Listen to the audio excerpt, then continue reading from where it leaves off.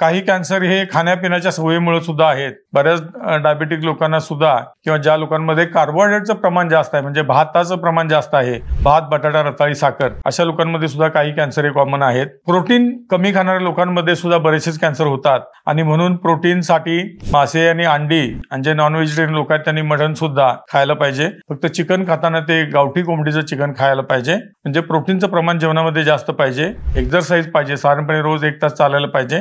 पुन्हा कॅन्सरच्या कारणांमध्ये मोठ्या आंतरडाचे जे कॅन्सर आहेत ते असं म्हटलं जातं की जे लोक मटण अतिशय जास्त प्रमाणामध्ये खातात, म्हणजे अरब कंट्रीमध्ये किंवा पाश्चात्य देशामध्ये जिथं मटणाचं प्रमाण खूप आहे जेवणामध्ये, त्या लोकांमध्ये मोठ्या आंतरड्याचा कॅन्सर मोठ्या प्रमाणामध्ये असं एक स्टडी सांगते. नंतर स्त्रियांमध्ये स्तनाचा कॅन्सर आणि ओव्हरीचा कॅन्सर, गर्भाशय मुखाचा कॅन्सर आणि गर्भाशयाचे कॅन्सर हे कॉमन आहेत. ज्या स्त्रिया मूल होऊ नये म्हणून ज्या गोळ्या वापरतात मोठ्या प्रमाणात, कॉन्ट्रासेप्टिव्ह पिल्स, पुन्हा पाळी पुढामागे जावी म्हणून ज्या गोळ्या वापरल्या जातात, हार्मोनल गोळ्या, त्या स्त्रियांमध्ये प्रामुख्याने ब्रेस्ट कॅन्सर, गर्भाशय मुखाचा कॅन्सर, गर्भाशयाचा कॅन्सर आणि ओव्हरीचा कॅन्सर म्हणजे बीजांडकोशाचा कॅन्सर हे जास्त कॉमन आहेत असं दिसून आलेलं आहे.